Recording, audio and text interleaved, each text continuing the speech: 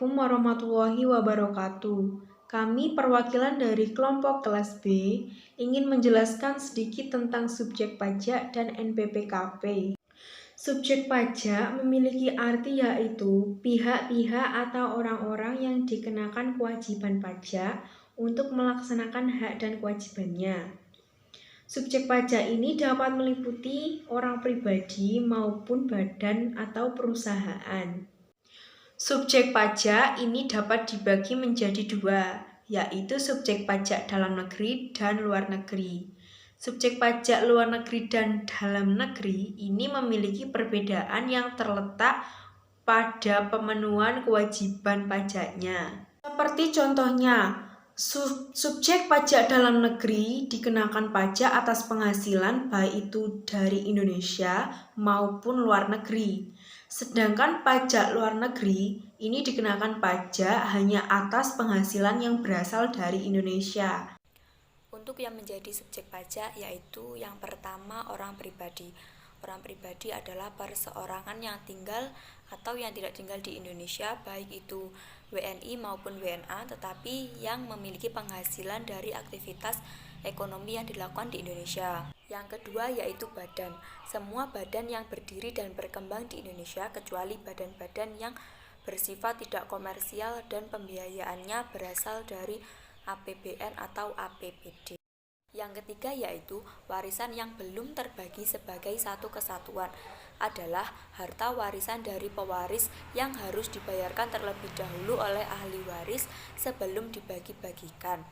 Untuk kewajiban pajaknya bagi ahli waris yaitu dimulai saat timbulnya warisan yang belum terbagi tersebut dan berakhir pada saat warisan tersebut telah selesai dibagikan. Yang keempat yaitu bentuk usaha tetap, yaitu bentuk usaha pribadi dari orang yang tidak bertempat tinggal di Indonesia, seperti WNA atau WNI yang belum lebih dari 183 hari dalam jangka waktu 12 bulan tinggal di Indonesia. Dan badan yang tidak didirikan dan tidak bertepatan kedudukan di Indonesia untuk menjalankan usaha atau melakukan kegiatannya. Badan usaha tetap dapat berupa sebagai kantor perwakilan, gedung pabrik, cabang perusahaan, dan tempat kedudukan manajemen. Fungsi nomor pengukuhan PKP. Nomor pengukuhan PKP memiliki fungsi sebagai berikut. Yang pertama, sebagai identitas yang bersangkutan selain tentunya NPWP. Yang kedua, sebagai penanda bagi PKP untuk melaksanakan hak dan kewajiban di bidang pajak pertambahan nilai serta pajak penjualan atas barang mewah. Yang ketiga, sebagai pengawasan administrasi perpajakan. Nomor pengukuhan PKP ini tertera dalam surat pengukuhan PKP bersama dengan wajib pajak lainnya, seperti nama, NPWP, klasifikasi usaha, status usaha, hingga kewajiban pajak. Adapun kewajiban sebagai PKP diantaranya yang pertama memungut pajak terhutang, yang kedua menyetorkan PPN yang belum dibayarkan, yang ketiga melaporkan pemungutan, penyetoran, dan perhitungan pajaknya paling lambat akhir bulan berikutnya. Pengusaha kena pajak sering disebut PKP adalah pengusaha yang melakukan penyerahan barang kena pajak dan atau penyerahan jasa kena pajak yang dikenakan pajak berdasarkan Undang-Undang Pajak Pertambahan Nilai UU PPN 1984 dan perubahannya tidak termasuk pengusaha kecil yang batasannya ditetapkan dengan keputusan Menteri Keuangan kecuali pengusaha kecil yang memilih untuk dikukuhkan sebagai pengusaha kena pajak. Pengertian nomor pengukuhan PKP NPPKP.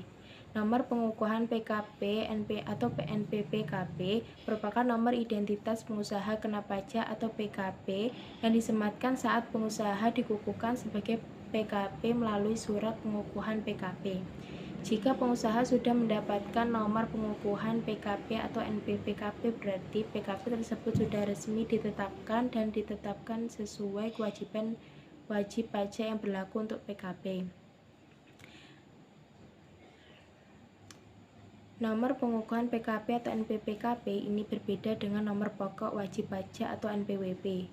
Meski keduanya bekerja sebagai identitas perpajakan, berbedanya adalah NPWP merupakan identitas wajib, baik pribadi maupun badan yang merupakan identitas atau bukti kepesertaan dalam melakukan hak dan kewajiban perpajakan. Sedangkan nomor pengukuhan PKP atau NPPKP lebih menitik beratkan pada identitas wajib pajak perorangan atau badan yang memantau kewajiban perpajakan untuk PKP. Syarat mendapatkan nomor pengukuhan PKP atau NPKP. Untuk mendapatkan nomor pengukuhan PKP, pengusaha baik pribadi maupun badan harus memenuhi kriteria PKP yang utama adalah memiliki omset atau perdiran bruto usaha 1 tahun sebesar 4,8 miliar. Pengusaha yang sudah memiliki omset per tahun 4,8 miliar atau lebih wajib dikukuhkan sebagai PKP dan harus melaporkan usahanya untuk dikukuhkan sebagai PKP. Sementara bagi pengusaha yang belum memiliki omset sebesar 4,8 miliar namun ingin dikukuhkan sebagai PKP, harus mengajukan permohonan pengukuhan PKP untuk mendapatkan surat pengukuhan dan nomor pengukuhan PKP atau NPPKP. Dokumen yang dibutuhkan saat pengajuan untuk mendapatkan surat dan nomor pengukuhan PKP atau NPPKP antara lain: yang pertama, untuk wajib pajak pribadi, fotokopi kartu tanda penduduk atau KTP bagi warga negara Indonesia atau WNI, atau fotokopi paspor, fotokopi kartu izin tinggal terbatas atau KITAS, atau kartu izin tinggal tetap atau KITAP bagi warga negara asing atau WNA yang dilegalisasi oleh pejabat yang berwenang. Dokumen izin kegiatan usaha yang diterbitkan oleh instansi yang berwenang. Surat keterangan tempat kegiatan usaha atau pekerjaan bebas dari pejabat, pemerintah daerah atau Pemda, sekurang-kurangnya dari lurah atau kepala desa. Yang kedua, untuk wajib pajak badan, fotokopi akta pendirian atau dokumen pendirian dan perubahan bagi wajib pajak badan dalam negeri atau surat keterangan penunjukan dari kantor pusat bagi bentuk usaha tetap yang dilegalisasi oleh pejabat yang berwenang.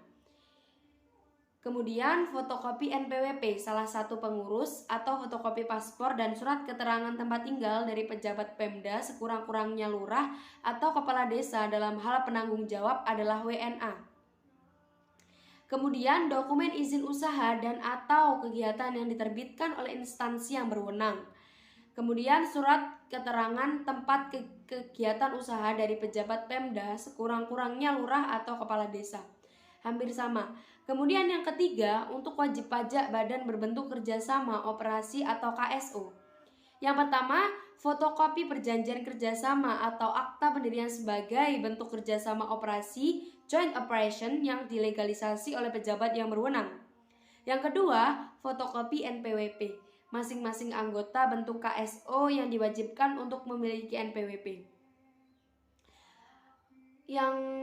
Yang selanjutnya, fotokopi NPWP orang pribadi salah satu pengurus perusahaan KSO atau fotokopi paspor dalam hal penanggung jawab adalah orang WNA.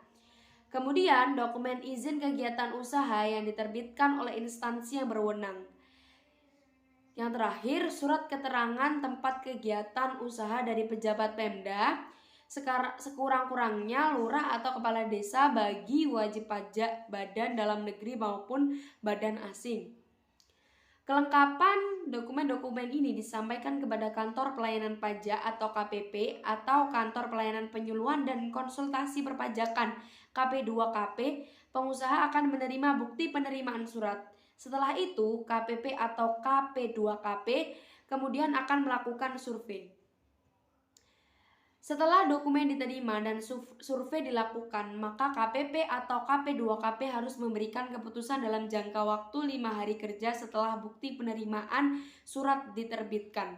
Jika keputusan dari KPP atau KP2KP adalah menerima permohonan pengusaha untuk menjadi PKP, maka KPP atau KP2KP akan memberikan surat pengukuhan PKP disertai dengan nomor pengukuhan PKP atau NPPKP.